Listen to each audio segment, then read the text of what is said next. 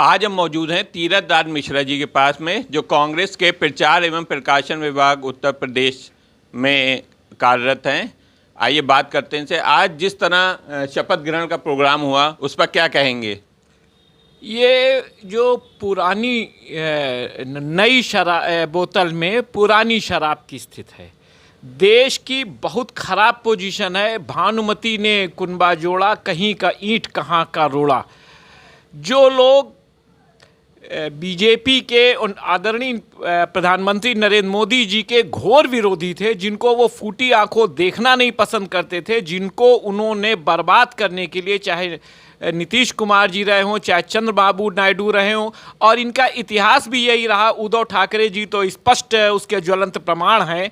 इन्होंने इनकी पार्टियों को बर्बाद करने में कोई कोताही नहीं छोड़ी, और आज भारत की महान जनता के जनादेश के कारण आज इन्हीं के समक्ष उनको घुटने टेकने पड़े और घुटनों पर आना पड़ा, केवल सपोर्ट के लिए कि किसी तरीके से हमारी ये सरकार बन जावे। जो ये साफ दर्शाता है, स्पष्ट दर्शाता है कि वर्तमान नरेंद्र मोदी जी की सरकार एक सत्ता लोलुप दल है, इसके अलावा और कुछ नहीं है। इनके पास कोई स्वाभिमान नाम की कोई चीज़ नहीं। क्या लगता है कि ये सरकार 5 साल चलेगी?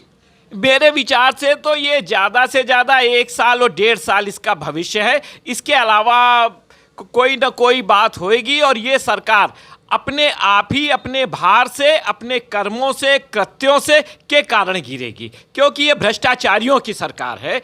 और नीतीश जी और चंद्रबाबू नायडू और इनके सारे घटक दल इनको अच्छी तरीके से जानते हैं, और वो लोग समय पे आकर के उचित निर्णय लेंगे। मेरा ऐसा ये मानना है।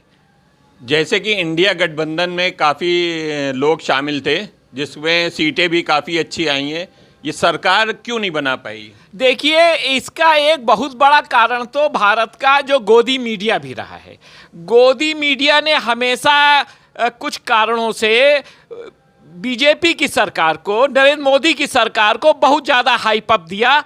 हर चैनल वाले 400 सीटों से नीचे दिखाई नहीं देते थे, दर्शाते ही नहीं थे। परिणाम स्वरूप जो न्यूट्रल वोटर था वो दिग्भ्रमित हो गया। कोई ये जान ही नहीं पा रहा था कि इलेक्शन इतना नेक टू नेक है, जबकि सच्चाई ये हम सब लोग कह रहे थे कि चुनाव नेक टू नेक है, और भाजपा की किसी भी स्थिति पे 180 सीटों से ज़्यादा नहीं आ रही हैं। जब ये इतिहास लिखा जाएगा तो मोदी, ये गोदी मीडिया का मोदी काल में जो बड़े अजीबो गरीब बल्कि काले शब्दों के अंदर ये इतिहास जरूर लिखा जाएगा कि आपने सही स्थिति नहीं दर्शाई। और वही हाल एग्जिट पोल का रहा, जिसके अंदर भी शेयर मार्केट के कारण बहुत ज़्यादा घोटाला रहा। ये लगातार हाइप अप करते गए, जबकि सारी एजेंसियों ने इस सरकार को बता दिया था कि आपके अंदर बहुमत नहीं आ रहा है।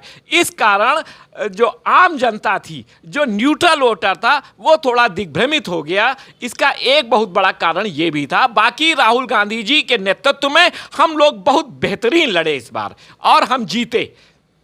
जैसे कि देखा गया है कि इंडिया गठबंधन में जो भी पार्टी शामिल थी उसकी ज़्यादा सीटें आई हैं, जो पहले से बेहतर परफॉर्मेंस किया है।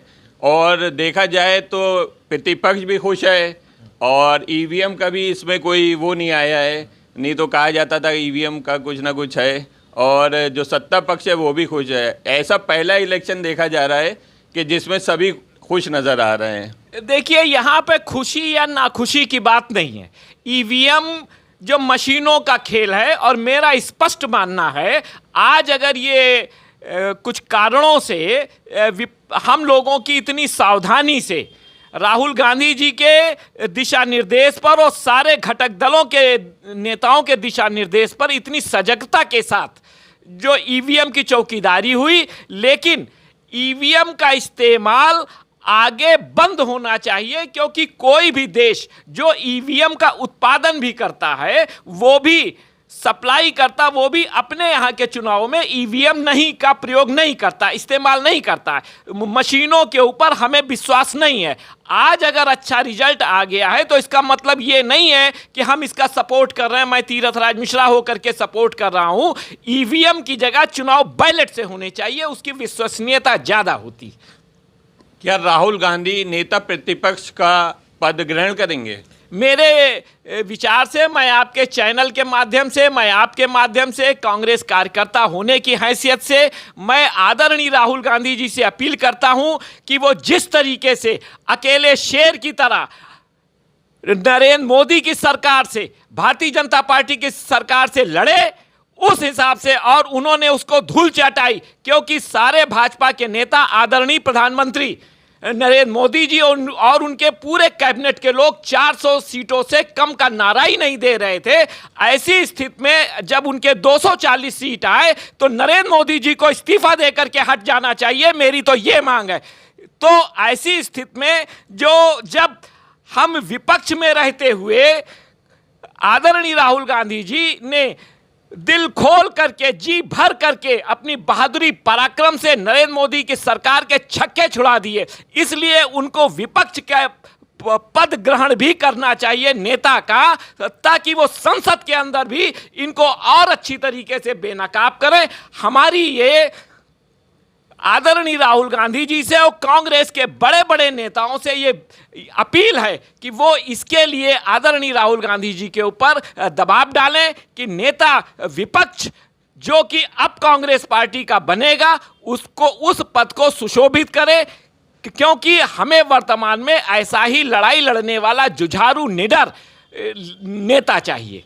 देखा गया है कि राहुल गांधी जी 2 जगह से इलेक्शन लड़े थे, रायबरेली से और यहाँ से वायनाड से, तो कौन सी सीट रखना चाहेंगे वो? मेरी तो आदरणीय राहुल गांधी जी से अपील है कि उत्तर प्रदेश की कांग्रेस की स्थिति को देखते हुए हमें, और यहाँ की सारी संरचना को देखते हुए, रायबरेली की सीट रखनी चाहिए। मैं उनसे अपील करता हूँ और कांग्रेस के सारे नेताओं से, आदरणीय सोनिया गांधी जी से, सभी नेताओं से अपील करता हूं कि आदरणीय राहुल गांधी जी रायबरेली की सीट रखें, और लगभग उत्तर प्रदेश के सारे कांग्रेसी कार्यकर्ताओं की भी यही इच्छा है। लखनऊ के जो प्रदेश अध्यक्ष हैं या लखनऊ के जो कांग्रेस के प्रभारी हैं अविनाश पांडे जी, उनके बारे में क्या कहेंगे? किस तरह का उन्होंने संयोजक का काम किया, किस तरह एक धागे में पिरो करके लोगों को? देखिए, इस बार अजय राय जी ने, जो उत्तर प्रदेश कांग्रेस कमेटी के यशस्वी अध्यक्ष हैं, उन्होंने कई राउंड आदरणीय प्रधानमंत्री जी को पीछे करके, उनके रथ को पीछे करके, उनके मतों की गणना को पीछे करके, जिस बनारस के लिए पूरी भाजपा ये दावा करती थी कि 5 लाख से जीतेंगे, तो कई राउंडों में अजय राय जी आगे चले लगातार, तो वो चुनाव मेरी नज़र में वो हारे नहीं हैं, वो जीते हैं।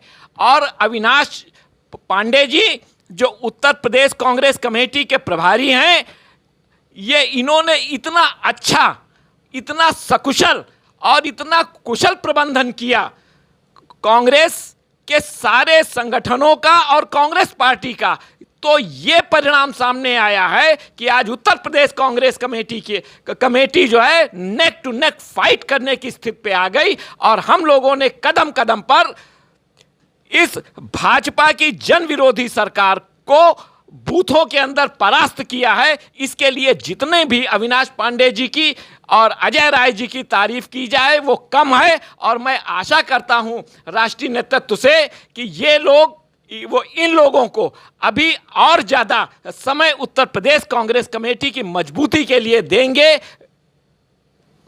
इंडिया गठबंधन के जितने भी दल थे सब इस इलेक्शन से काफ़ी खुश नज़र आए, भले ही सरकार ना बना पाए, लेकिन इस चुनाव से उनको काफ़ी फ़ायदा पहुंचा। सीटों के बारे में भी कि सीटें भी सबकी बढ़ी हैं। सज्जा टाइम न्यूज़ से मैं जमाल मिर्ज़ा।